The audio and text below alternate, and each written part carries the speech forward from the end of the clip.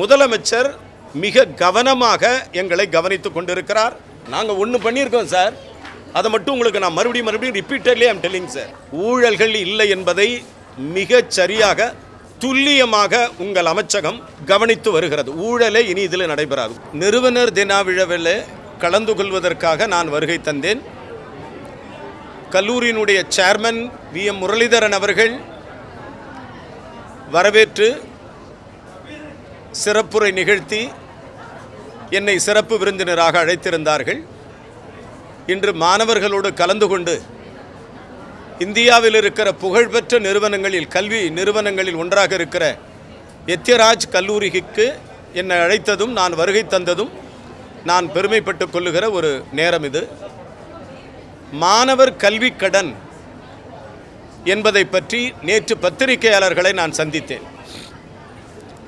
கடந்த காலங்களில் 2004 2014 வரை 10 ஆண்டுகள் மாணவர்களுக்கு தாராளமாக வங்கியில் கல்விக்கடன் கிடைத்தது.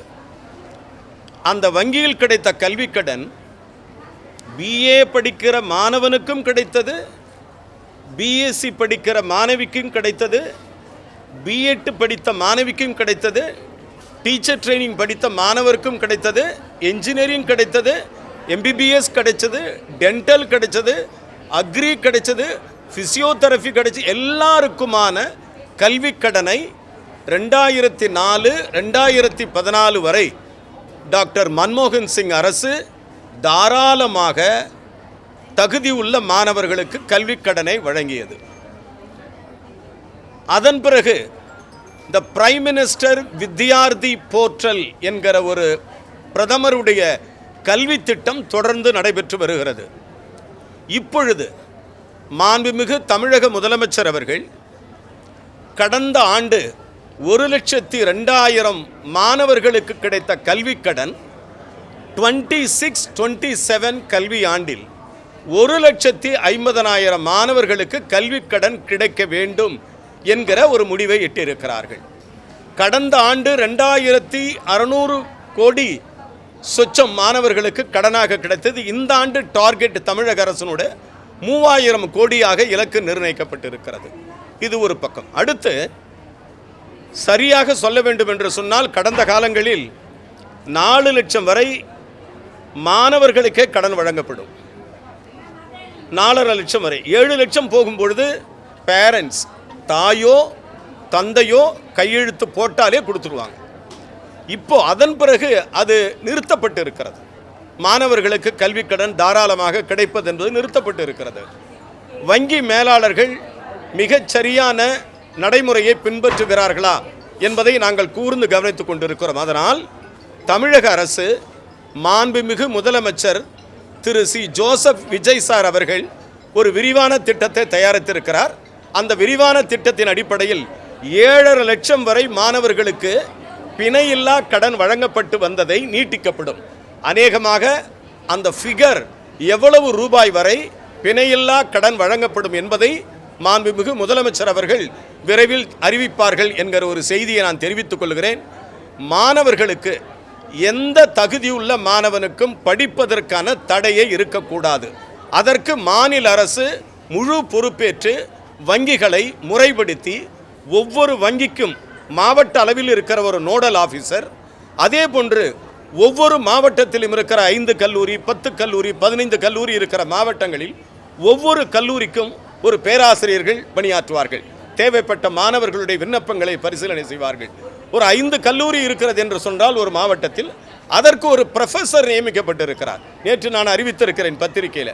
அந்த ப்ரொஃபஸருடைய நேரடி தொடர்பு கொண்டால் அவர்கள் மாவட்டத்தில் இருக்கிற லீடு பேங்க் நோடல் மேனேஜரோட தொடர்பு கொண்டு உடனே மாணவர்களுக்கு இந்த கல்வி ஆண்டில் கல்விக்கடன் கிடைப்பதற்கான நடவடிக்கையை தமிழக அரசு பூர்வாங்க ஏற்பாடுகள் செய்திருக்கிறது. சார், அரியர்ஸ் எல்லாம் கண்டிப்பாக கொடுக்கப்படும். CAS அதையும் கவனிப்பு எடுத்துக்கப்படும். கெஸ்ட் லெக்சர்ஸ் அதையும் கவனிப்பில் எடுத்துக்கப்படும். அதாவது பிரின்சிபல்ஸ் அப்பாயின்மெண்ட் கிட்டத்தட்ட 90 காலேஜஸ்க்கு மேலே நியூ அப்பாயின்மெண்ட்ஸ் பண்ண வேண்டியது இருக்குது. அதையும் பண்ண போகிறோம். நியூ அப்பாயின்மெண்ட்ஸ் இருக்குது. எல்லாமே விரைவில் சரி செய்யப்படும். ஒரு காலம் தேவைப்படுகிறது, வேற ஒன்றும் கிடையாது. நான் உள்ளே வந்து 60 நாள் ஆகலையே சார், 45 நாளில் என்ன பண்ணிட முடியும்? So will wait sir. நாங்கள் ஒன்று பண்ணியிருக்கோம் சார், அதை மட்டும் உங்களுக்கு நான் மறுபடியும் repeatedly I'm telling sir. Chancellor level, register level, dean level, அதுக்கும் கீழே செனட் லெவல், சிண்டிகேட் லெவல் ஊழல்கள் இல்லை என்பதை மிகச் சரியாக துல்லியமாக உங்கள் அமைச்சகம் கவனித்து வருகிறது. ஊழலே இனி இதில் நடைபெறாது. ஒன்று. அதுக்கு கீழே அப்பாயின்மெண்ட்ஸ், டிரான்ஸ்ஃபர்ஸ், போஸ்டிங்ஸ் எங்கேயுமே ஊழல் நடக்காது. முதலமைச்சர் மிக கவனமாக எங்களை கவனித்து கொண்டிருக்கிறார். நாங்களும் மாண்புமிகு முதலமைச்சருக்கு உறுதுணையாக நிற்கிறோம். அறவே ஊழல் இந்த துறையிலே இருக்கக்கூடாது என்பதற்கான போர்ட்டல் ஒன்றை நான் அறிவிக்க இருக்கிறேன். விரைவில் இதற்கான ஒரு மின்னஞ்சல், இதற்கான ஒரு வெப்சைட். உயர்கல்வித்துறையில் யாரேனும் லஞ்சம் கேட்டாலோ, யாரேனும் லஞ்சம் வாங்கினாலோ உடனே அந்த தனிப்பட்ட கல்வித்துறை, உயர்கல்வித்துறையினுடைய அமைச்சகத்தினுடைய போர்ட்டல் வெளியிடப்படும். அதில் பகிரங்கமாக உங்கள் கருத்துக்களை தெரிவிக்கலாம் என்கிற ஒரு நடைமுறையும் விரைவில் நாங்கள் பயன்படுத்தப்படுகிறோம். கல்வி கற்கும் போதே வேலை வாய்ப்புக்கான ஸ்கில் இருக்கணுங்கிறத நான் உறுதிப்படுத்த போறோம்னு சொன்னீங்க.